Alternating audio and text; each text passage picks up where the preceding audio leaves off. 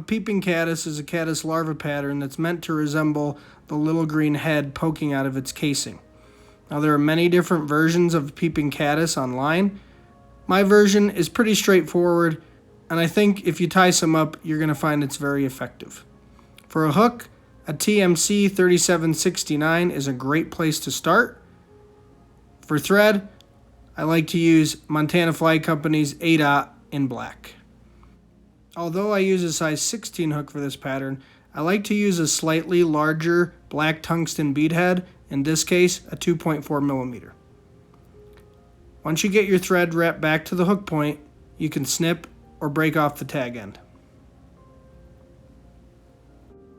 Now, having analyzed a lot of green caddis larvae in the last couple of years, I found that Hairline's Ultra Chenille in Micro Caddis Green is the perfect color for this pattern. Snip off about a 2 to 3 inch piece, tie it on the back end of the hook, and take thread wraps forward.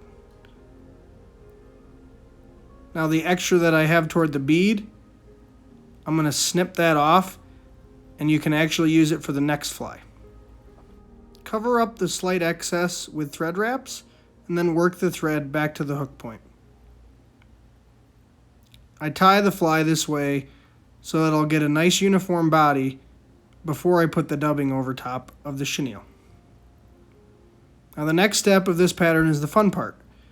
Get a lighter, light the end of the chenille, and in this case I let it burn down just a little bit before blowing it out, and that little burnt end will represent the head of the caddis. The next step is to tie in the legs. You'll need one Hungarian partridge feather, preferably a smaller one. Pull it from the hank, and then you're going to tie it in right on top of the chenille. The key here is the first thread wrap. Try not to trap any fibers. Tie it down because you want the legs to be a little bit shorter than that caddis head poking out of the casing. Sneak in there with your scissors and cut off the rest of the feather. Pull out any loose fibers. Now it's time for the dubbing. I've experimented with different things, and I found that gray squirrel or pine squirrel dubbing works very well. I was lucky enough at the Denver Fly Fishing Show a couple of years ago to find a dispenser that was full of only natural materials, including this squirrel dubbing.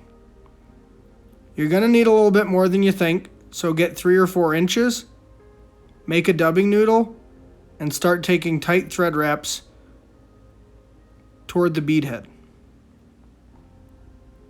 It's okay if it's a little bit bulky because we're going to snip off some of the excess after we whip finish.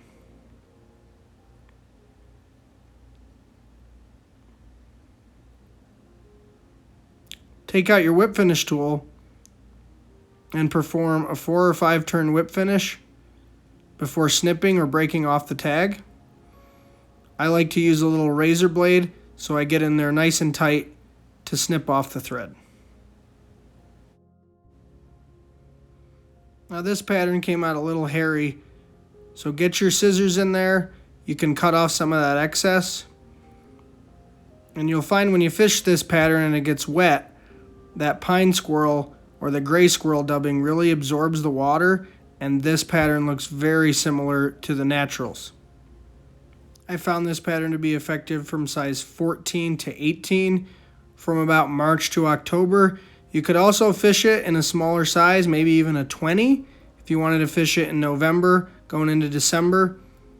You could also tie it without a bead head, as I've done here.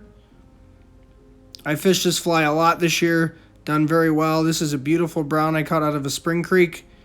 And then this was just an absolutely gorgeous rainbow that gobbled this up on the Roaring Fork. Feel free to subscribe to my YouTube channel and also follow me on Instagram at Mayfly Musings. Stay safe and tight lines.